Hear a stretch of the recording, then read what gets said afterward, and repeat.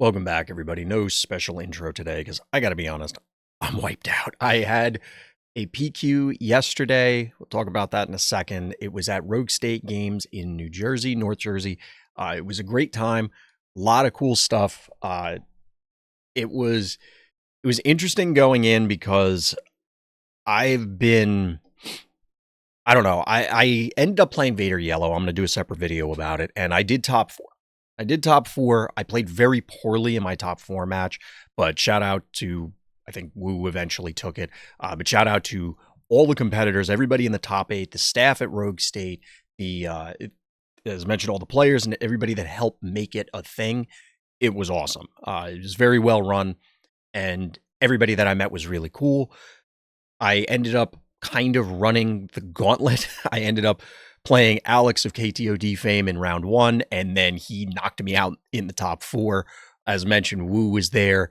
I think there was McClunky representation, Secret representation, Team Hopper representation. I did have a few people come up to me and say, "Hey, are you RT Chomp?" And that felt pretty cool. So shout out to everybody. I'm terrible with names, so my bad on that front. But it was appreciated. If you see me in an event, feel free to come up and say hi.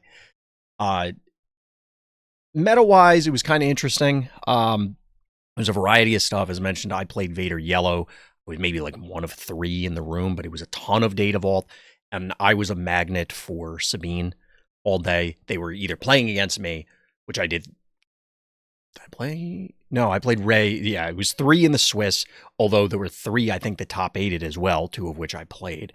And a ton of Data Vault variants, whether it was Kira, it was Ray, it was Han 2, it was name a leader, and there was a Data Vault attached to it somewhere. I joked about it a lot that I am not a fan of Data Vault. I think if I play that deck, and I am going to try it, but I'm going to need to keep my phone ready because I think I'm going to have a stroke playing that deck. It's just going to push me over the edge. Like, I know the math, but in here, it's going to bother me. I did have a lot of fun, but it wiped me out. I'm going to say this is my advice and kind of my topic for today, which is if you're going to an event, you need to be prepared on multiple fronts. One is physically, like have food, have water, have snacks, have rest, clean yourself, like all these sort of things. Because it's very easy, and I know that I felt fatigue in the top 4. I played poorly. Alex absolutely outplayed me. Shout out to him. Fantastic player. Cool dude. It was funny playing him in the 2 rounds and, just chilling and talking to him in between rounds. Definitely a cool guy. And I could definitely feel the effect of trying to, all right, I just got to make it one more round. I'll have this Snicker bar. Or I need to make it one more round. Let me drink a soda or, drink some more water or whatever, just to all right, just one more burst. And then at the end of the day, it's like, you can only do that so many hours. And I mentioned before, I'm diabetic. So there were other complications, but the other thing I want to point out is in talking to a lot of people and playing against a bunch of people over the years, not just SWU, but in general, we joked about this when I was doing a Transformers podcast with Scott Landis, Tech Talk way back in the day for the Transformers TCG. And we were talking about tournament prep, and we were joking about practice. Yeah, my biggest thing that I've found with people is if you're playing a tier 1 deck, it's tier 1 for a reason. It's a powerful deck, right? You're using among the best cards in the game or the best synergies, and the deck, to a degree, will play itself. However, that will only get you so many rounds. And playing something off the wall, whether it's tier 2, it's just completely unknown, it's whatever, can give you an advantage if you have the reps. But it goes this hand in hand in saying that also tier 1 decks, you need to have the reps. You can't just sit down with a deck that won the last tournament and go, well, I'm a good enough player. I'm just going to top with this deck. There's very few people who can do that, especially in a field of competent players. You might start 4-0, but in a 7-round event, you could end up 4-3. And we talked about that throughout the event in the context of other decks and other ideas where you'll see some of these decks perform really well. And maybe they'll be on stream and then, wow, they're in the 5-0 bracket or the 4-0 bracket, and they're playing insert bizarre combination, like Padme Data Vault. Oh my God, how did it make it 4-0? I mean, Padme might be a stretch, but hyperbole for the sake of argument. The point is that you go to these lengths and say, oh, well, this thing did so well. Well, they caught a bunch of people off guard, and it's entirely possible, and I've done this. I'm not a great player. I just, I read a lot about SWU. I watch a lot about SWU. I try and grind a lot of games. So that experience buoys me.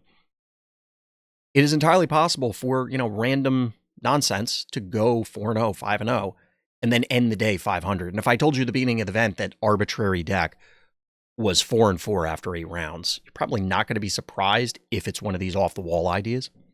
But we're getting away from the central point. That's a separate discussion that kind of bleeds in. The point is that I think a lot of people just, and I'm going to paraphrase somebody, Azul from the Pokemon TCG community, and he said it only, the first time I heard him say was only a few years ago, but it was a very succinct way of conveying this point. Most people don't play enough games to be upset about the finish that they have.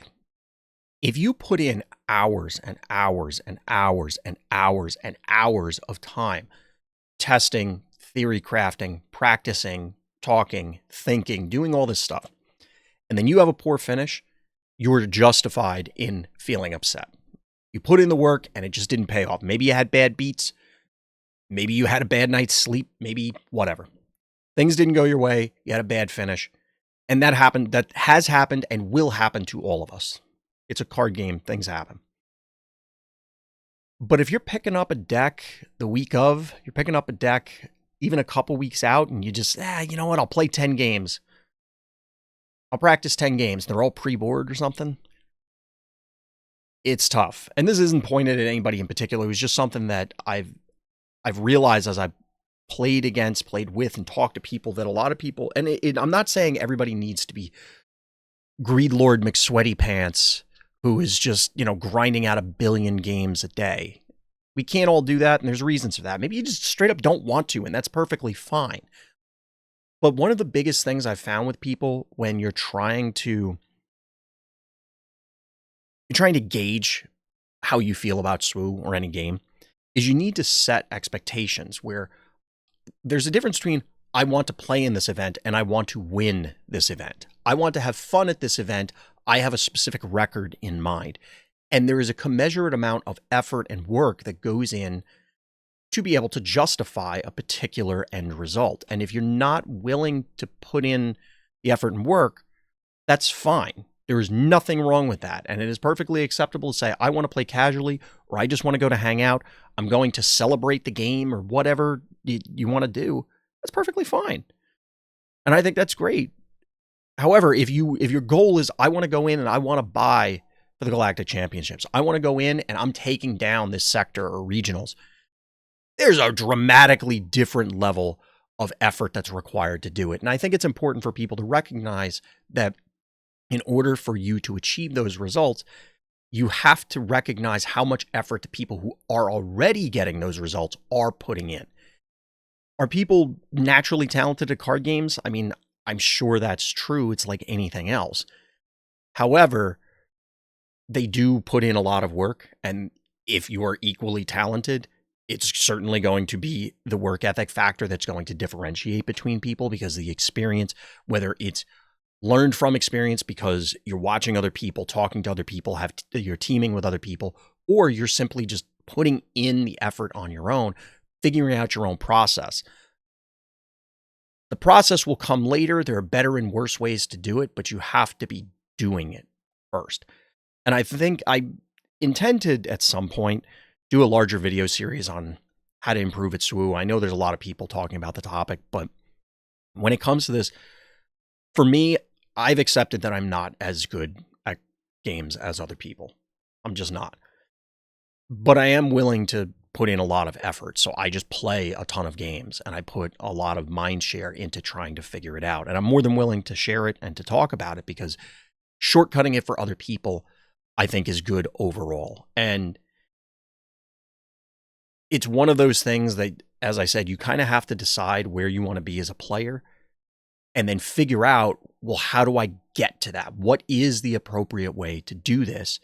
And sometimes it's very easy to get lost in the emotions of figuring that stuff out and just get frustrated, and we all do. However, at the end of the day, you have to decide for you, in order to have fun, what is required for you to have fun in the game.